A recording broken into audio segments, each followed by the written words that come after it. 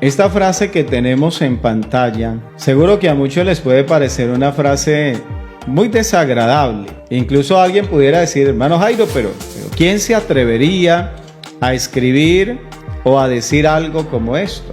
¿Qué dice la frase? Dice, la iglesia es un cementerio de sueños. Y sí, pudiéramos llegar a pensar y decir, esto seguro que lo ha dicho un ateo. Esto seguro lo dijo o lo escribió alguien que no tiene temor de Dios. Y de pronto alguien estará ofendido y dirá, ¿cómo la gente no respeta la iglesia? Sin embargo, esta frase que usted está viendo en pantalla, se la escuchaba un predicador cristiano, estaba enseñando acerca de esto. Y en el mensaje que predicaba, dijo esta frase, la iglesia es un cementerio de sueños. Y la verdad, tuve que escucharle muy atentamente para entender su punto, a dónde era que él quería llegar. Porque como le digo, es una frase que a simple vista puede parecer contraria. Sin embargo, imagínese usted cuando el predicador va más allá y dice,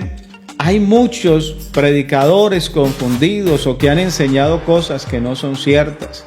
Y él también se incluía y decía, ¿cuántas veces hemos enseñado cosas que no son verdad? ¿Cuántas veces le hemos dicho a una persona que no conoce a Dios o que apenas se está entregando al Señor? Le decimos, vea, busque de Dios. Si usted busca de Dios, Dios le va a hacer realidad sus sueños. Incluso una expresión que hemos dicho, ponga sus sueños en las manos de Dios, que Dios se encargará de hacerlos realidad. Pero el predicador decía eso no es verdad. La palabra de Dios más bien lo que muestra es que cuando las personas buscaban a Dios, cuando las personas se acercaban a Dios, ellos tal vez venían con algún sueño, tal vez con el cual habían o por el cual habían luchado durante toda su vida.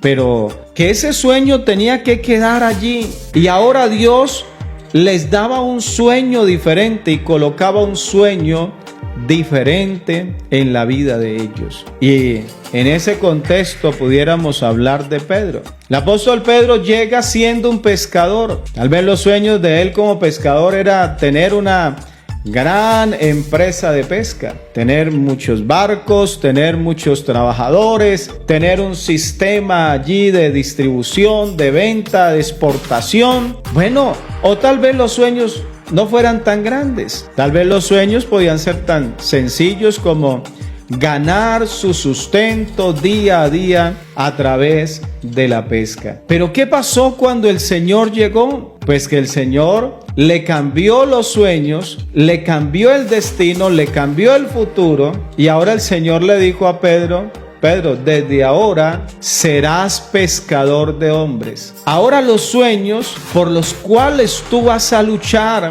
ya no van a ser sueños materiales, sino que ahora son sueños espirituales. Ahora hay una visión mayor. Ahora no es capturar peces para llevarlos al mercado, para suplir el hambre física de una persona. Ahora vas a llevar hombres a Dios, vas a salvar hombres y mujeres a quienes los vas a presentar a Dios en esta gracia maravillosa. Se pudiera hablar de Saulo. ¿Cuáles pudieran haber sido los sueños de Saulo? Saulo era un hombre religioso, era un hombre muy estricto.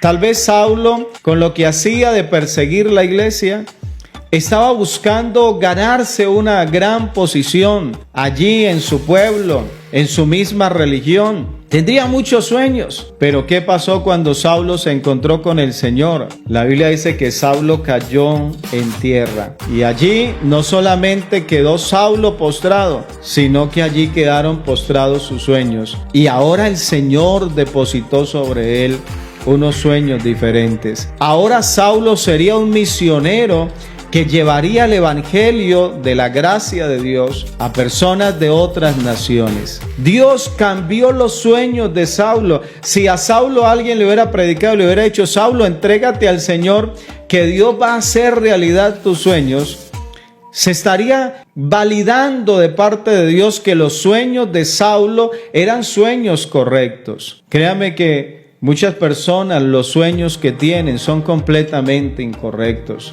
Son materiales, son carnales, son superficiales. Pero cuando una persona llega al Señor, el Señor le da una visión más elevada.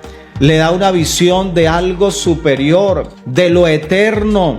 Ahora ya el creyente no lucha por cosas temporales. Ahora el creyente está luchando por cosas gloriosas. Y es el sueño que Dios coloca en aquel que se acerca y se entrega a Él. Pudiera, para terminar, hablar de José. La historia de José es muy llamativa, porque José no soñaba por querer soñar. Esos sueños no eran de José. José se acostaba a dormir y mientras él dormía, en ese momento, digamos así, de impotencia, él no tenía control sobre lo que soñaba, pero era allí donde Dios colocaba los sueños de Dios. Escúcheme, los sueños de Dios los colocaba en el corazón de José. José se levantaba asustado, se levantaba a contar su sueño a sus hermanos. ¿Y sabe qué llegó a decir en algún momento Jacob? Le dijo Jacob a José, José, pero ¿qué es esto que sueñas? A ver, José, ¿cuáles son tus sueños? ¿Acaso? Y le dice, ¿acaso es que tus sueños son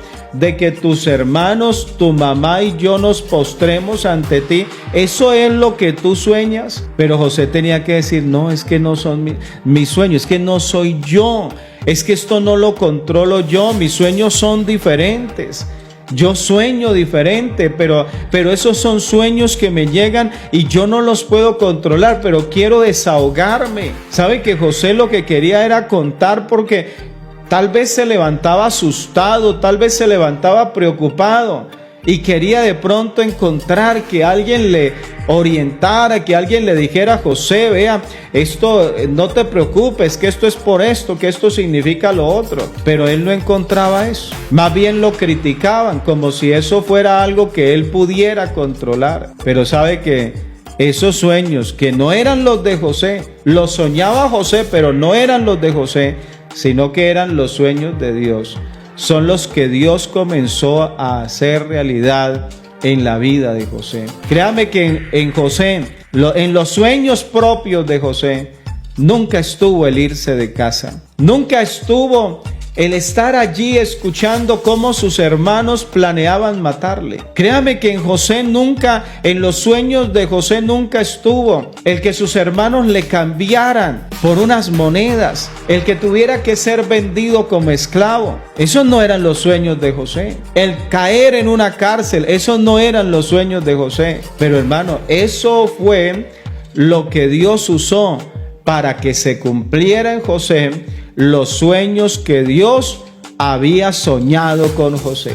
Y esos sueños fueron los que terminaron haciéndose realidad. Dios había podido dejar en paz a José, no darle sueños, no hacer en él nada de esto. Pero sabe que José nunca hubiera alcanzado la grandeza que tuvo, nunca hubiera logrado lo que logró si no hubiera sido porque Dios cambió sus sueños y puso y cumplió en él los sueños de Dios. Tal vez muchos están hoy enfrentados y muchos están diciéndole, Señor, pero ¿por qué no me ayudas?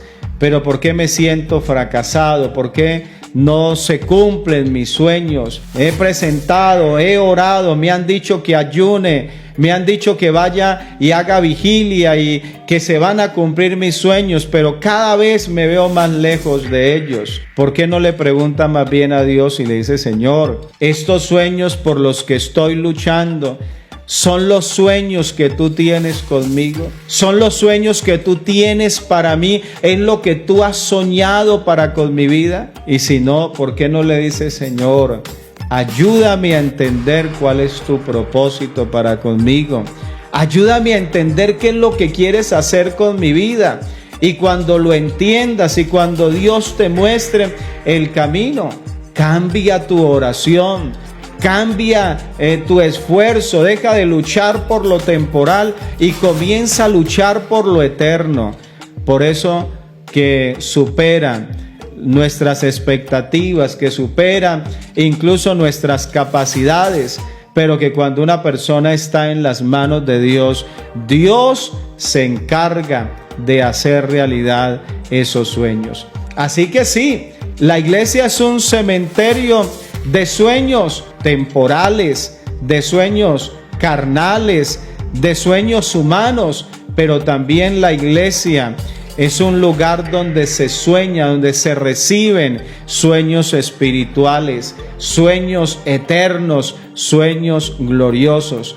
Yo te invito a que sueñes cosas grandes en Dios, pero que sean los sueños que Dios tiene para ti. Bendiciones.